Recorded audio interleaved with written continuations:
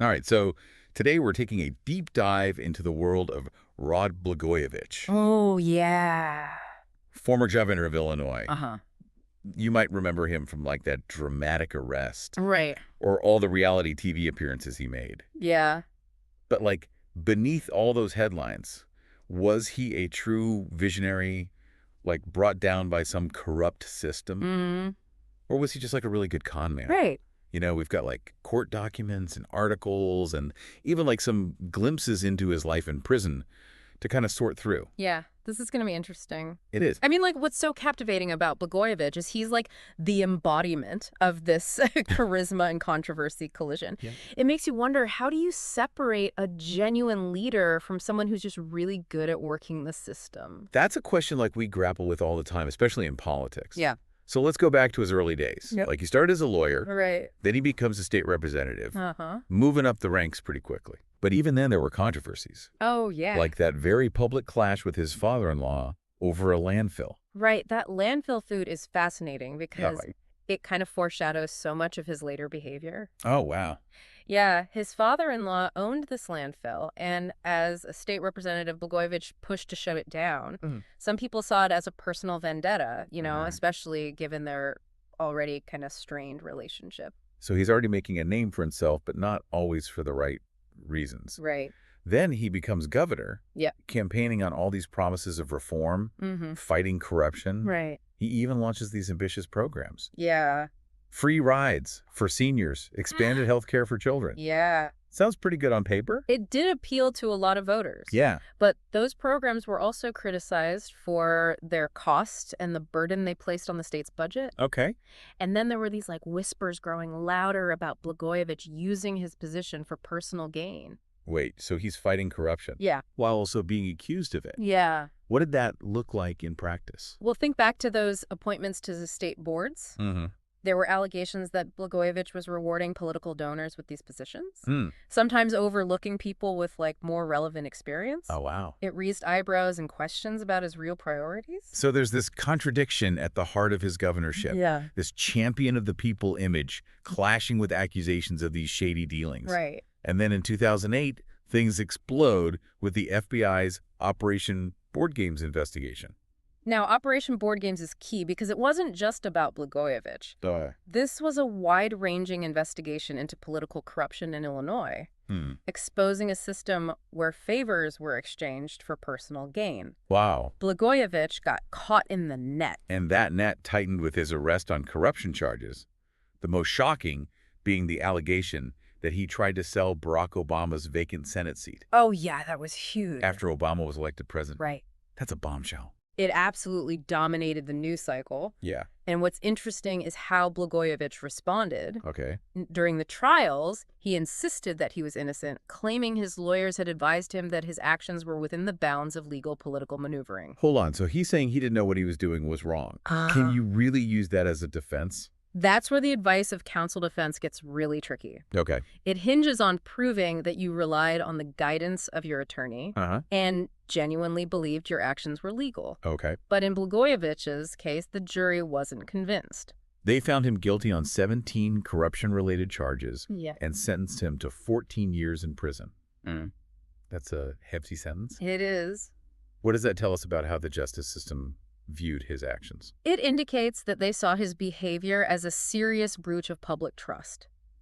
This wasn't just about like bending the rules. It was Right. about exploiting a position of power for personal gain, Yeah. potentially at the expense of the people that he was supposed to be serving. Okay, so from rising star to convicted felon, Blagojevich's story is already full of twists and turns. Oh, for sure. But what about his time in prison? Yeah. We know he ended up at FCI Inglewood in Colorado. Right. What was life like for him there? So we were just talking about Blagojevich's time in prison. Yeah. FCI Inglewood in Colorado. Right. It wasn't exactly like he was just sitting around feeling sorry for himself. Right. No, he kind of embraced this whole new chapter, it seems like. Oh. He got a nickname, Gov.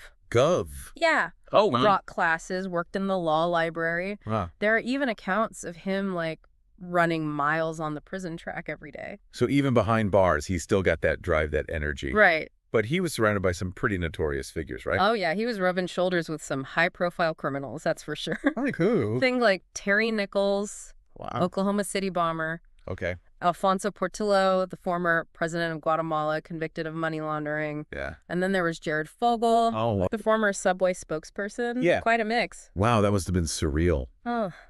Did Blagojevich ever talk about his fellow inmates? He did, and it's pretty revealing. Oh, yeah. Blagojevich actually expressed a sense of kinship with the drug dealers in the prison. Really? He found them to be, like, more genuine, more honest in a way than the white-collar criminals. That's a surprising take, to say the least. What do you think he was getting at there? It's tough to know for sure. Yeah. But maybe it speaks to his worldview at that point. You know, like maybe a sense of disillusionment with the political elite. Right. Seeing hypocrisy in those who claim to be upholding the law while engaging in their own forms of corruption. Right. Or maybe he was just trying to, like, rationalize his own actions. Right. Finding common ground with those who operated outside the system. It definitely adds another layer of complexity to his story. Yeah. Here's a guy convicted of corruption, yet he's finding more authenticity among those convicted of drug offenses. It makes you think about how we even define right and wrong and where those lines get blurred. Absolutely. Yeah. It challenges us to consider the nuances of the justice system and how different types of crimes are perceived and punished. Right. It also raises questions about Blagojevich's own moral compass and how his experiences kind of shaped his views. Okay, so he's serving his time, seemingly making the best of a difficult situation. Yeah. But then comes another twist. In 2020, President Trump commutes his sentence after 8 years. Yeah. Did that surprise you? The commutation was certainly unexpected. Yeah. It sparked a lot of debate. I bet. Some saw it as an act of mercy, Mm-hmm. while others viewed it as a political move, Okay. potentially motivated by Blagojevich's vocal support for Trump in the years leading up to his release. Right, because Blagojevich doesn't just walk out of prison and fade into the background. Oh, no. He reemerges as this full-fledged Trump supporter, Right. even adopting the label Trumpocrat. What a transformation. It was a dramatic shift, to say the least. It was. Yeah, he even started drawing parallels between his own prosecution and Trump's legal battles, claiming both were politically motivated witch hunts. It makes you wonder if his time in prison genuinely changed his political views, or if this was a calculated move to align himself with a powerful figure. Right. Maybe a bit of both. It's certainly possible. Yeah. Prison can be a very transformative experience, you know, forcing you to confront your past and reevaluate your beliefs. Right. But it's also an environment where strategic alliances Yeah. and political maneuvering can be key to your survival. So we're left with this question. Is Blagojevich's post-prison persona a genuine evolution or just a calculated strategy? It's hard to know for sure, but it's a fascinating example of how individuals can reinvent themselves in the face of adversity. And it speaks to the power of charisma and storytelling in shaping public perception. Right. Despite his conviction, Blagojevich has managed to maintain a degree of public support. Yeah. By presenting himself as a victim of this corrupt system.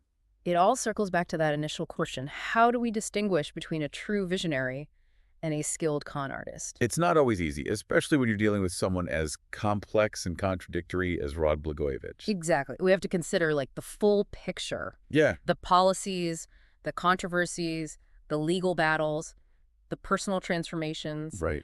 It's like piecing together a puzzle where some of the pieces might be missing, and the image we're left with is still open to interpretation. It is.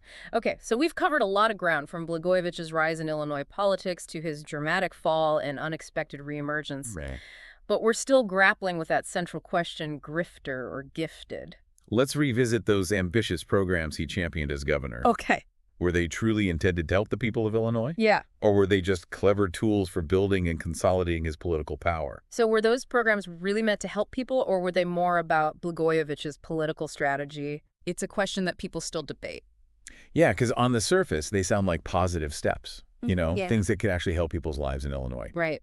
But we've seen this pattern, you know, of maybe self-serving behavior, like rewarding donors with state contracts and appointments. Yeah. How do we, like, reconcile those two sides of Blagojevich? That's the challenge, right? It is. It's like there's two versions of him coexisting. Yeah. You have the charismatic leader fighting for the little guy. Right. And then you have this shrewd politician potentially using his position for personal gain.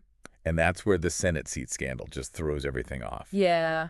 It's hard to see that as anything other than just like a blatant abuse of power. It shocked a lot of people, even those who were already cynical about politics. Yeah. And it ultimately led to his downfall. Yeah. And while Blagojevich maintained his innocence, saying his words were twisted and taken out of context, the jury sided with the prosecution. 17 guilty verdicts. Yeah. 14 years in prison. It speaks volumes. It does. The justice system saw his actions as a serious betrayal of the public trust. Right. And it really emphasizes that even the most charismatic leaders can be held accountable.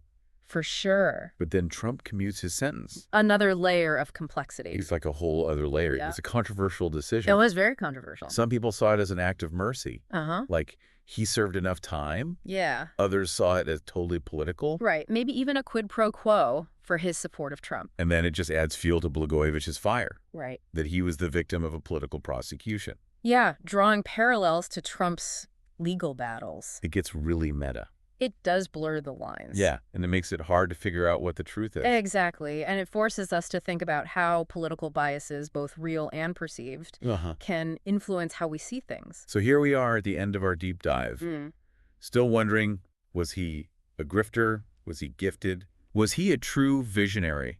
A man of the people who got caught up in a corrupt system? Right. Or was he just a master manipulator, con man, who used his charm and political savvy just to get rich? It's up to each of us to decide. I think so. Yeah. I don't think there's an easy answer. Yeah. Maybe it's a little bit of both. Right. Maybe he was capable of good intentions and ethical lapses. Maybe the real lesson is that leadership is complicated. It is. It's about those moments when ambition and integrity collide. Yeah. And it's about recognizing that even the most charismatic figures are human. They are. They're flawed and susceptible to the temptations of power. So what do you think, grifter or gifted? You decide. We've given you the facts, the controversies, all the questions. Yeah. Now it's your turn. It is. Thanks for joining us on this deep dive into the complex world of Rod Blagojevich. Absolutely. Until next time, keep asking those tough questions. Yeah. And never stop searching for the truth. Wherever it leads.